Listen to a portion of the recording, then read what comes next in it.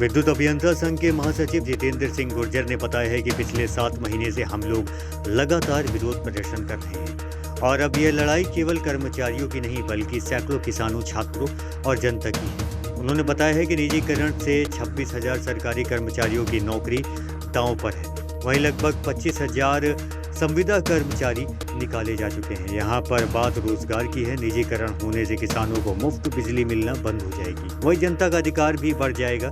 उन्होंने बताया है कि नियामक आयोग ने निजीकरण से पहले ही 40% बिजली की दरें बढ़ाने का ऐलान कर दिया है। उन्होंने कहा है कि जिस दिन निजीकरण का टेंडर जारी होगा उसी दिन हम लोग अनिश्चितकालीन हड़ताल पर चले जाएंगे और उसके बाद यदि किसी कर्मचारी का उत्पीड़न किया गया तो वह लोग सामूहिक जेल भरो आंदोलन करेंगे। कार्यक्रम के प्रमुख रूप से महेंद्र राय, सरजू नारायण जी, अभिषेक यादव जी, पवन शुक्ला व आशीष भारती उपस्थित रहे।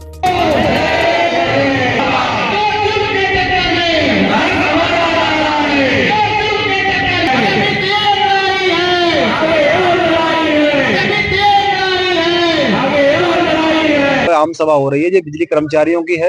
यहाँ पे बड़ी संख्या में बिजली कर्मचारी, अभियंता, जूनियर इंजीनियर, संविदा कर्मचारी ये यहाँ पे बैठे हैं। सब लोग निजीकरण के विरोध में आज आम सभा हो रही है। आपने देखा होगा कि लगातार 7 महीने से हम विद्युत कर्मचारी यूनियन संगठन, संघर्ष समिति दोनों लोग मिलकर आंदोलन कर रहे हैं।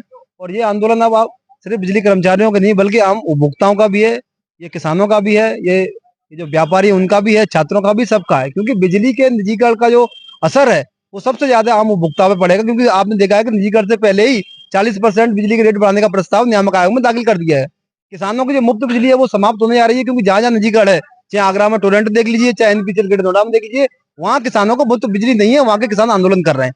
तो ये सबसे बड़ा मुद्दा है कि रोजगार का मुद्दा। यहाँ पर 26,000 सरकारी नौकरियां जो है वो दाव पे लगी, जाने की कगार पे है। 25,000 संविदा कर्मचारियों की छटनी ऑलरेडी हो चुकी है। माननीय ऊर्जा मंत्री कह रहे हैं किसी को नहीं निकाला जाएगा, लेकिन 25,000 तो यहाँ ऑलरेडी निकाल चुके हैं और जो 25,000 बचे हैं वो निकल के बाद निकाल दिए जाएंगे। तो बड़ी संख्या में रोजगार यहाँ छीने जा रहे हैं।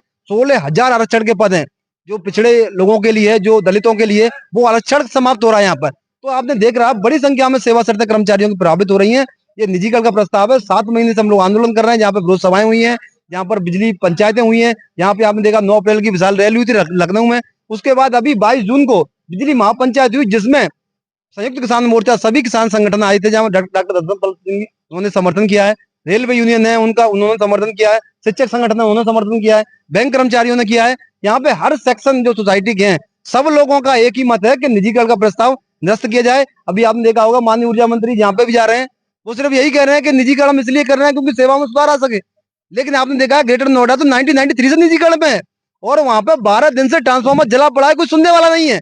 यहाँ पे अगर 12 घंटे भी अगर ट्रांसफार्मर जल जाए तो ऊर्जा मंत्री जेईएसडीओ एक्शन सस्पेंड कर देंगे। अब ऊर्जा मंत्री बताएं 12 दिन से ट्रांसफार्मर क्यों नहीं बदला और एनपीसीएल में किसने सस्पेंड किए वो गेट। आप टोरेंट की बात कर रहे हैं, 5 रुपया 55 पैसा की हम बिजली खरीदते हैं, 4 रुपया 36 में बेच रहे हैं। टोरेंट को क्यों बेच रहे हैं भाई घाटा उठा के? क्या रिश्ता है वहां टोरेंट के साथ में? और आपको पता नहीं टोरेंट में 2 किलोवाट कनेक्शन जो कॉमर्शियल है वो 9 लाख का मिलता है। वहां पे 9 लाख का कनेक्शन है, 100 kV का ट्रांसफार्मर लगा के देते हैं, 3,92,000 सिर्फ रिंग मैन यूनिट लगती है, उसका पैसा लेते हैं। जबकि हमारे यहाँ 3200 रुपया कनेक्शन है। जो 3200 का हम कनेक्शन दे रहे हैं वो 9 लाख का मिल रहा है वहां टोरेंट में। लेकिन वहां पे ऊर्जा मंत्री नहीं बोलेंगे। ये क्या रिश्ता है ऊर्जा मंत्री का? इसलिए हम कह रहे हैं ये निजीकरण नहीं है, ये बहुत बड़ा भ्रष्टाचार है जिसको रोकने के लिए आज हम सब लोग यहाँ